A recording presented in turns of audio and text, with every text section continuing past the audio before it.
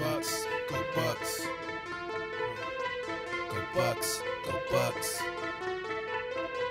Go Bucks, go Bucks. Go Bucks, go Bucks. First and goal, we gotta tough it out. Get in the end zone and call a hot route. O-line a beast, Mike run the street. Can have Humphreys run right underneath. You know it's Bucks ball, we got the hardest D. Bring the pressure to the QB. You know it's routine, we got hard grease. Welcome to Tampa, welcome to Tampa. Go Bucks, go Bucks. Reppin' for my team. Go Bucks, go Bucks. You know we want the ring. Go Bucks, go Bucks. Welcome to the Bay. Go Bucks, go Bucks. Tune in with Buccaneer Blake. Doug's back, we can run the toss. Mike Evans looking like Randy Moss. And Jameis making play after play. On the defense, you can't stop Levante. On my boy McCoy, who you can't avoid. At the Raymond James, you about to feel the pain. If you a Bucks fan, make a lot of noise. If you a Bucks fan, make a lot of noise. Bucks, go Bucks.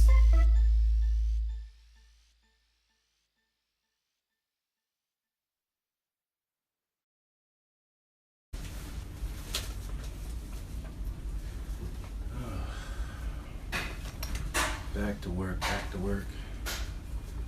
Let's get it rolling. Welcome back to BUCNBLAKE Sports with your host, Mr. Buccaneer Blake himself. Man, I need a shave. So today's Monday's edition. Before I go in, I want to give a message out from Tampa Bay Care Corps for all your home needs, your floor caring needs, your home upgrades. Please check them out at TampaBayCareCorps.com. Check out on Google. I know he's got a website coming up soon. Please check him out. Whatever you need for your home upgrades and things of that nature, just check out Tampa Bay Care Corps. Ask for Eric White. Bucks finalized O.J. Howard deal. I think he's the first rookie that they signed that I know of. I think he's the first that they completed it. But that's just from information that I got. But I'm sure it's possibly lower round guys might have signed their tender already or their rookie contract deals. What's going on, Brooke? Mr. Teamer. So OJ signed his deal. He's happy to be here. I think he's like overwhelmed with joy for coming into the Bay Area, coming from Alabama and coming out here to the sunny beaches of Florida. It's just I hope he can maintain his poise and his composure out here with a lot of distractions. A lot of people try to join his camp and then just poison things they're trying to do because they're trying to live off his status. It's just sad. It's kind of what happened to Josh Freeman. So I used to talk to Freeman on a daily basis. He kind of started going the other way, and lo and behold, this was the situation we're left with. Just a vacant memory of him and what he could have been for this team. He made a lot of things happen when we didn't really have a good offense. We had pretty mediocre, and he made do for what he had, for what we had at that time. If you remember what the team was like, if you don't, you can take a look for yourself. It's just crazy. Excited about being in a competition with Nick Folk. Hopefully Nick Folk can teach him. Nick Folk had one of his most accurate years. What up, Hicks? What up, Teamer? One of his most accurate seasons last year. Folk was a seasoned veteran. Seasoned is an understatement. And I think Aguayo can learn. Like I said, I think Aguayo, I think he's thinking too much into it. He's talking about the math with the angle, then this, that. I think you just need to go out there and just do your thing, man. Just do what you got to do. Just go out there and kick the ball. And how have you been doing it? And I think he's just thinking too much into it. There's a nasty little rumor about Noah Spence being traded for a fourth-round pick. I don't know who starts these stupid things. It's just so dumb. The ideas that they come up. I mean, it's just going to happen now with Tampa Bay. Being on the forefront, making NFL.com's front page and things like that, NFL Hard Knocks, as people are going to come out with these outlandish thoughts and notions that they know so much about this team when they don't know anything. So I don't really pay much attention to it. If you see it, it's not happening. Noah Spence is training hard to be one of the top tier guys for this team. I'm excited to see what him and Jock Smith can do because they're pretty much built a lot alike. And I'm just very interested to see what they can do when they're both healthy. Aaron Donald didn't show up for camp today. My OTAs with contract dispute. That type of stuff happens. You playing on a bad team since the day you were drafted. Aaron Donald, if my friends remember, I told them about him at Pittsburgh, and then they questioned my decision because of the level of competition that he's playing against. I'm just saying. I mean, what I'm saying is you got to look at intangibles, things that he's very good at getting, basic things, the small things. He was getting off the ball so fast that offensive linemen weren't even out their stances yet. And I was like, that's a good trait to have. Granted, it's warranted with the size and the strength that he already had, and it wasn't a doubt in my mind. I think he was NFL Rookie of the Year, and he's been a dominant force in this league since the day he came in. I called that from the jump street. That's like I did. I followed Derrick Henry since he was a freshman in Alabama. I said, there's something about this kid. He's just a patient runner. And I said he'll win the Heisman. I didn't say they'll win the championship. I did say he'll win the Heisman, and that would happen. He won a national title. And I called that out a long time ago. It's just the small things. It's a lot of people just look for big plays, and you think everybody's just going to be a star in the league. Everybody makes big plays. That doesn't mean you're a star. There's a lot of first-round picks, a lot of guys that you thought were going to be studs and turned out they look like Tarzan and played like Jane. I mean, it just happens. I mean, look at New Orleans and Mark Ingram. Mark Ingram was dominant in Alabama, and Saints keep drafting running backs in front of him. This is crazy. NBA Finals, or NBA playoffs, you should say. I'd say NBA Finals because we already know it's going to be the Cavs and the Warriors. Everybody just waits all year long to just see the same two teams play 3 times in a championship game, and it just shows you how the competition of the NBA is just so watered down. That guys don't play hard all season, because if the Cavs played like this all season, we wouldn't have questioned them all season about their level of play, because they just take off games when they want to. That's what I said before, and I'll say it again.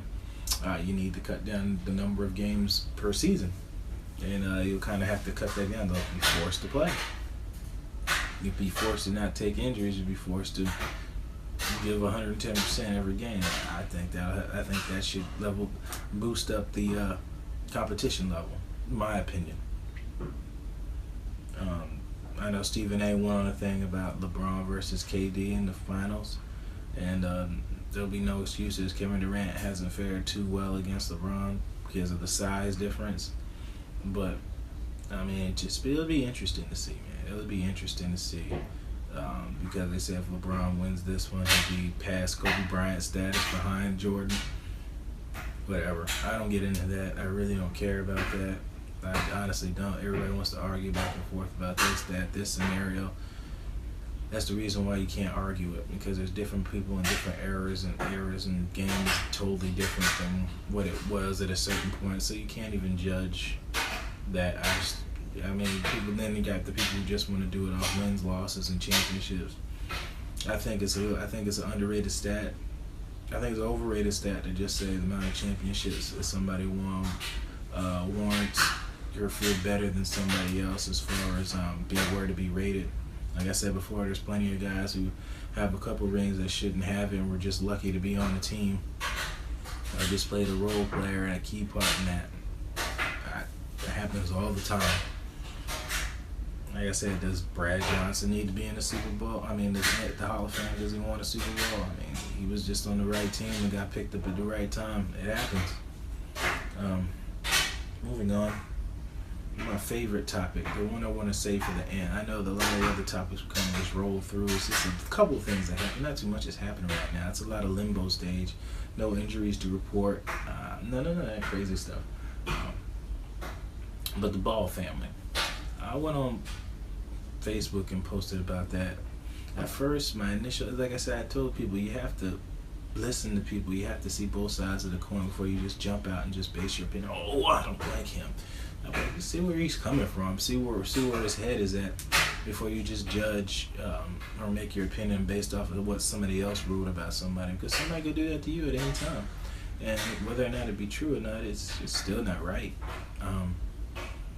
The man loves his children, first and foremost. He has been there for them since day one. They love their father. They appreciate everything their father does for them. I'm saying that first because that's really all that matters. They love his children, and they love their father, and their father loves his children. And that's something in America that has been so pushed to the side. Let me say it. Let's make sure I say this correctly. It's been something in America where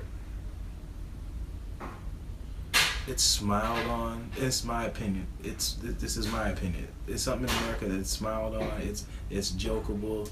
It's become normal behavior to take fathers out of a home, and we think it's okay.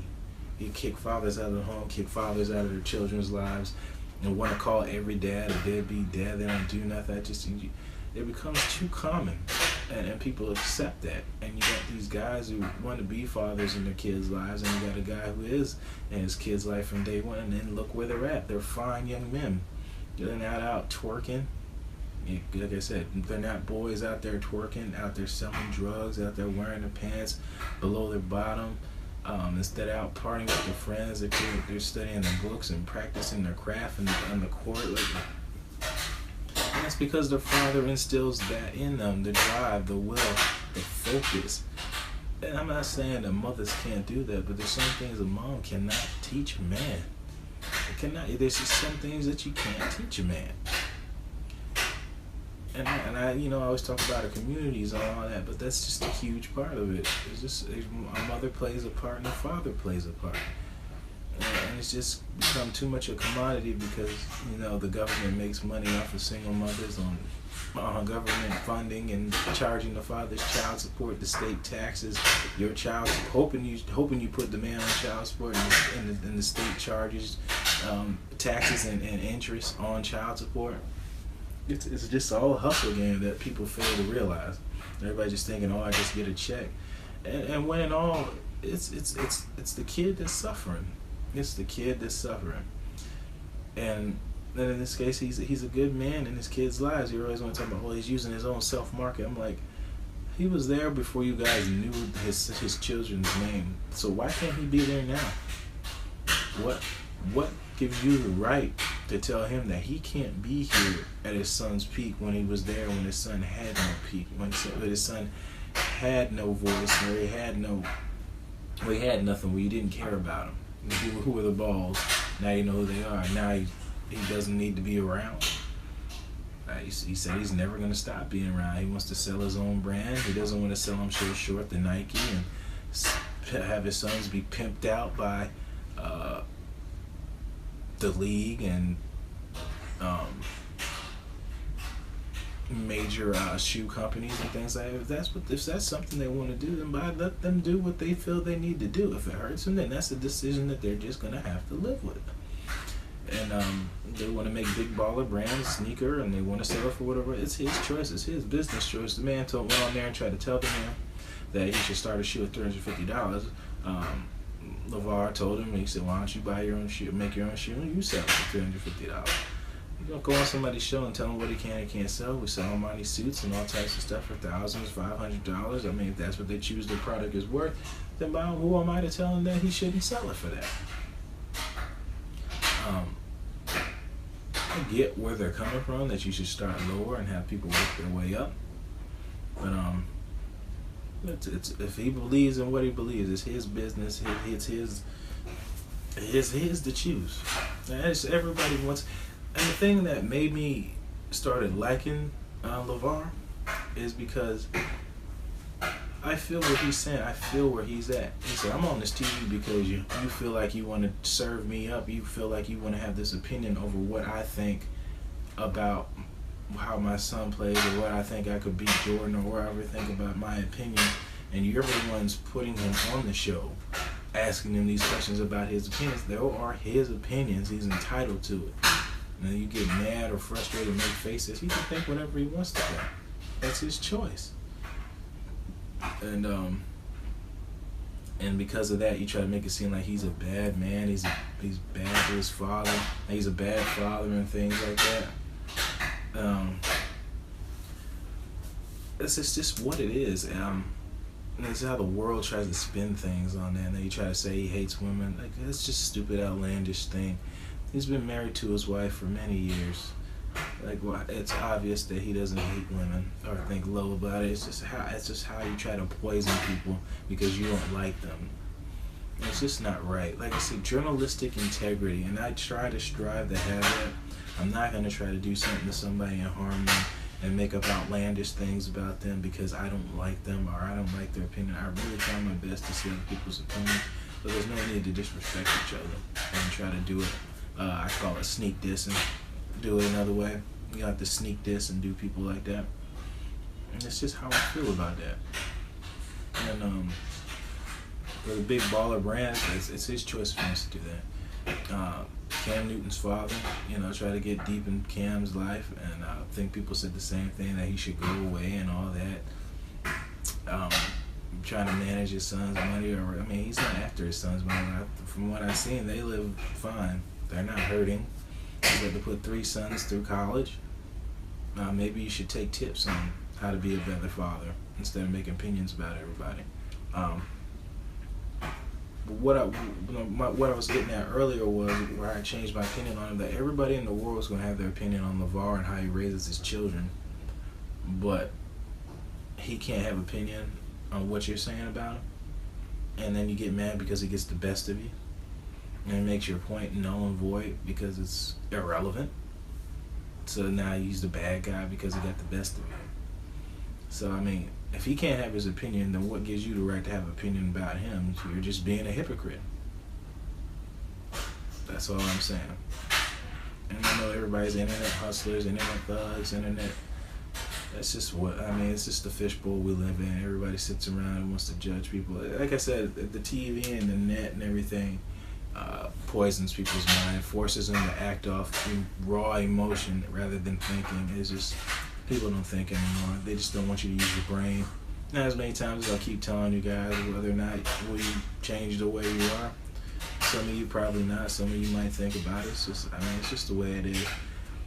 And for a while, I really just didn't like people for the longest because it's just the consensus of how the world operates. But I just have to understand it's just that's the way things are, and I have to do what I have to do and deal with the people I have to deal with, and not take everybody as the same. That's just the way the world is. But I don't have much else. I'm not going to keep rambling on with the topic.